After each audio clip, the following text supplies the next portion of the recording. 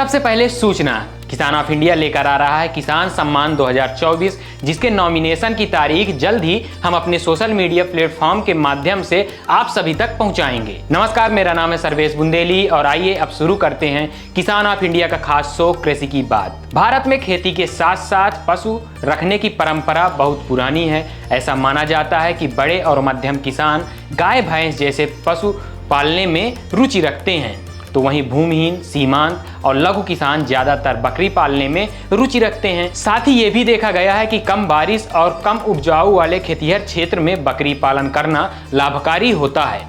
ऐसे क्षेत्रों में छोटी जोत वाले किसानों, मजदूरों, गरीबों को बकरी पालन से रोजगार मिलता है। शायद इसीलिए बकरी को गरीबों की कामधेनु कहा जाता है। बकरी को एशिया महाद्वीप का पशुधन भी कहा जाता है। अगर हम बात भारत की स्वदेशी नस्लों की करें तो बकरियों की लगभग 37 नस्लें रजिस्टर्ड हैं। साथ ही पशुपालन और डेयरी मंत्रालय के साल 2022-23 की वार्षिक रिपोर्ट की माने तो भारत में 148.88 मिलियन बकरियां हैं। इनकी नस्लों के विभाजन की बात करें तो उपयोगिता के आधार पर इनको 3 भागों में विभाजित किया जा सकता है। पहला, दूध देने वाली नस्लें, जिसमें जमुनापारी, बीटल, जखराना जैसे नस्लें आती हैं।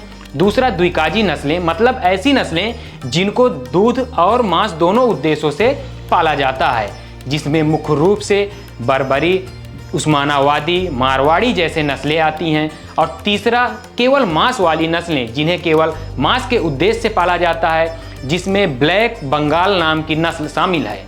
अगर हम जलवायु के आधार पर बकरियों की नस्लों के विभाजन की बात करें तो इसे हम 4 भागों में बांट सकते हैं। पहला, उत्तरी ठंड वाले राज्यों में जैसे जम्मू कश्मीर, हिमाचल प्रदेश और उत्तराखंड जैसे पर्वतीय क्षेत्र वाले राज्य आते हैं, जहां पर मुख्य रूप से गद्दी, चियांग थांगी व चेंगू नस्ल पाई जाती हैं। इस क्षेत्र की बकरियों में पश्मीना और मांस दोनों पाया जाता है। दूसरा, उत्तर पश्चिमी शुष्क क्षेत्र के राज्यों में जैसे राजस्थान, पंजाब, हरियाणा, उत्तर प्रदेश, गुजरात और मध्य प्रदेश में सिरोही, मारवाड़ी, जखराना, बीटल, बर्बरी, जमुनापारी, मेहसाना, गोहिलवाड़ी, झालवाड़ी, कच्छी व सूरती नस्ल की बकरियां पाई जाती हैं। ये नस्लें दूध व मांस उत्पादन के लिए पाली जाती हैं।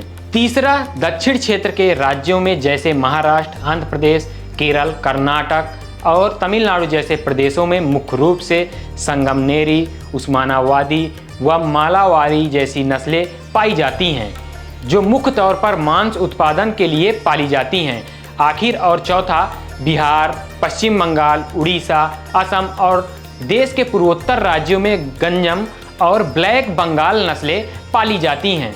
ब्लैक बंगाल नस्ल मांस उत्पादन के लिए विश्व प्रसिद्ध नस्ल मानी जाती है। अगर हम बकरी वर्ग के लिए आवास में लगने वाली जगह की बात करें तो बकरी पालन में आवास का निर्माण इस हिसाब से कराते हैं कि आवास के साथ साथ खुला मैदान भी हो, क्योंकि 0 से 3 माह के बच्चे के लिए 0.2 से 0.25 वर्ग मीटर अंदर और खुले मैदान में 0.4 से 0.5 वर्ग मीटर जगह की जरूरत होती है। वहीं 3 से 6 माह के बच्चे के लिए 0.5 से 0.75 वर्ग मीटर अंदर और बाहरी क्षेत्र में 1 से 1.5 वर्ग मीटर जगह की जरूरत होती है। 6 से 12 माह के लिए 0.75 से 1 वर्ग मीटर अंदर और बाहरी क्षेत्र के लिए 1.5 से 2 वर्ग मीटर, 12 महीने से अधिक के लिए 1 वर्ग मीटर और बाहरी क्षेत्र की बात करें तो 2 वर्ग मीटर जगह की जरूरत होती है। वयस्क बकरी के लिए 1.5 वर्ग मीटर अंदर और खुले मैदान में